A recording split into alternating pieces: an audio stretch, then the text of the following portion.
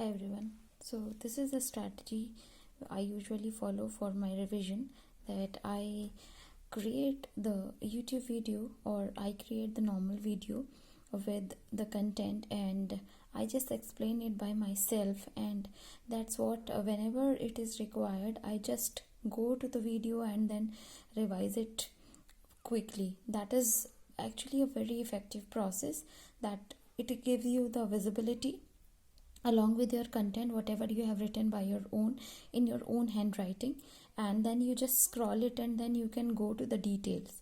So let's discuss the Kohlberg stage of moral development, and this is another theory of development along with Vygotsky, Piaget and Erikson, which I already described in my previous video. So this is the fourth theory, and this is the last theory of development. That's again a very important theory, and it is related to moral development and dilemma. So first of all, I am describing you about Kohlberg, and his full name was Lawrence Kohlberg, and he has proposed the theory of moral development in continuous process that occurs throughout that lifespan of an individual. So it is a continuous process, and Kohlberg proposed a detailed sequence of a stage of a moral reasoning and judgment about right and wrong. मतलब अगर जो भी हमारा मतलब हमारी जो moral values हैं वो बचपन से स्टार्ट हो जाती हैं और वो मतलब लाइफ टाइम चलती रहती हैं. क्या सही है क्या गलत है. सो एवरी चाइल्ड है and individual has their own moral values, and that's what it is divided into 3 levels. Pre conventional level, जो कि पूर्व सम्मेलन या फिर जैसे कहते हैं कि जो रूढ़िवादी विचारधाराएं बहुत पहले से चली आ रही हैं. सो इसमें वो सारी चीज़ें आती हैं, which is described that where judgment is based solely on a personal own needs and perceptions. ये उसी पे बेस्ड है कि जो भी धारणाएं पहले से चली आ रही हैं. उसके बाद होता है conventional.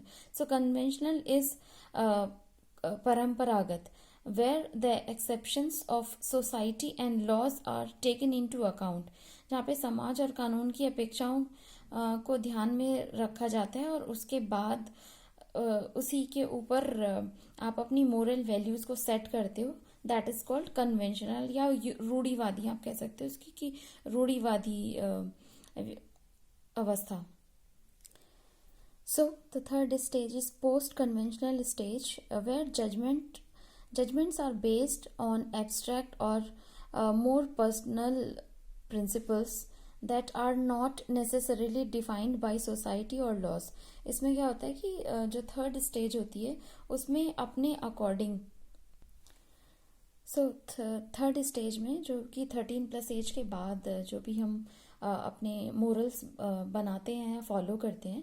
So this stage is abstract thinking. आप अपने लॉजिक अप्लाई करने लगते हो, क्या सही है क्या गलत है. And that is also social contract orientation, जिसमें कि सामाजिक अनुबंध की उन्मुखता कह सकते हो आप कि क्या सही है क्या गलत है. वो इंडिविजुअल अपने खुद के डिसीजंस खुद लेने लग जाता है. I will give you the example in next page. So just go through this theory first, and this stage, third stage, and universal ethical principle, जो कि सार्वभौमिक सिद्धांत होते हैं उसको फॉलो करते हैं. तो इसके कुछ क्रिटिसिज्म भी हैं, but before going to the criticism let me discuss about the stages. So I have discussed about 3 stages, and this is a very important opinion, that is Haynes dilemma. I mean, there are 2 types of things: moral dilemma and another one is so that is moral dilemma and moral reasoning. So my moral dilemma is where एक situation होती है. Suppose there are 4 friends, जिसमें से एक friend होता है वो सबका तीनों का फेवरेट होता है. ठीक है. सो उसमें से जो 3 फ्रेंड्स होते हैं उसमें एक डिसाइड करता है कि मुझे मूवी देखने जाना है, दूसरा डिसाइड करता है कि मुझे शॉपिंग करने जाना है, और तीसरा डिसाइड करता है कि मुझे एग्जाम देने जाना है. ठीक है.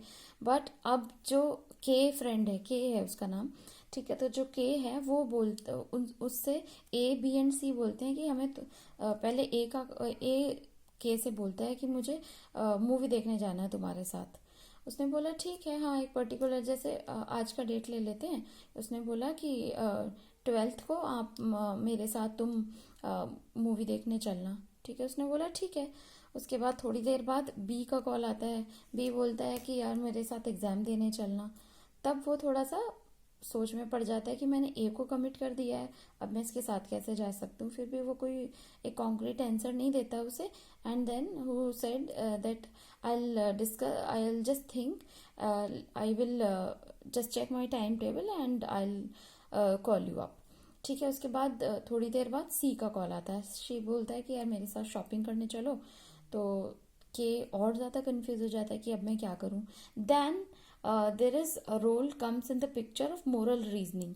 अब वो क्या करता है कि दिमाग लगाता है कि क्या सही है या क्या गलत है। उसके बाद वो मोरल रीजनिंग अप्लाई करता है एंड देन डिसाइड कि शॉपिंग एंड मूवी तो हम कभी भी देखने जा सकते हैं, but exam is more important than anything else. And he choose to go for friend B who is going to take the exams, and that is called the moral dilemma and moral reasoning. सो इसी पर based book में एक story या एक वो situation दी गई है जिसमें हेंस की 2 ऑप्शनल थ्योरी है, जिसमें कि एक क्या बोलते हैं हस्बैंड वाइफ होते हैं। And let me show you where I have described it. So there are 2 husband wife, and there are one husband and wife, 2 people are there, and with their family. And actually the Haynes was not having job, he was poor, and his wife was suffering from cancer. And that was the situation कि उस situation में क्या होता है कि उसको cancer होता है एंड वो एक मेडिकल शॉप पे जाता है कुछ पैसे लेके। तो मेडिकल वाला क्या होता है कि उसका जो मैन्युफैक्चरिंग चार्ज है वो तो सिर्फ 1500 रुपये आता है, बट वो आर्बिट्रेरी चार्ज करता है, उससे बहुत ज़्यादा पैसे लेता है। तो वो कहता है मुझे 10,000 रुपये दो आप, तभी मैं आपको मेडिसिन दे पाऊँगा। तब क्या कहते हैं हिंस बहुत ही अपने फ्रेंड्स वगैरह से कलेक्ट करके 8,000 रुपी वो कलेक्ट कर लेता है। बट तभी भी मेडिकल वाला उसको मेडिसिन नहीं देता। At this stage there are 2 options in front of Heinz. One is या तो वो दवाइयाँ चुरा के ले सकता है या फिर वो रिक्वेस्ट कर सकता है, बट वो मेडिकल वाला उसको रिक्वेस्ट पे दवाई नहीं दे रहा है। That's what the situation come and which I have explained here in stage 1 and 2 कि देर आर इसमें इस एक्सरसाइज पे एक सर्वे हुआ कि बहुत सारे लोगों में इस स्टडी पे क्वेश्चनर बना के उनसे पूछा गया कि there are 3 category of question. Should Heinz stole the drug, या फिर क्या ये सब सही है या गलत है, क्या लाइफ जो है ड्रग जो लाइफ सेविंग ड्रग्स हैं वो इतनी महंगी होनी चाहिए। सो आंसर जो है उनका डिपेंड करता है एज वाइज, क्योंकि कुछ मोरल वैल्यूज थी कि कुछ कह रहे हैं कि नहीं आई थिंक दवाई चुराना गलत है, कुछ कह रहे थे कि नहीं दवाई का इतना प्राइस क्यों होना चाहिए। And also these were the stages जिसमें कुछ रूढ़िवादी चीज़ें पहले से चल रही हैं, जैसे प्री कन्वेंशनल स्टेज में है। जैसे nowadays if the girl is going for her menstrual cycle, then her mother said do not go to the temple. It is like a very traditional kind of thought that one should not go to temple due to that medical I mean, not, I can't say that it is a medical condition, but it is a natural thing.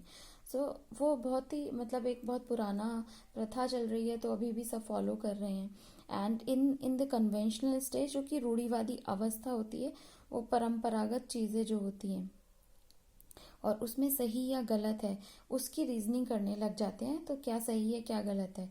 And जो last stage होती है, last stage में क्या होता है कि 13+ as के बाद एक रीजनिंग डेवलप हो जाती है कि क्या सही है या क्या गलत है।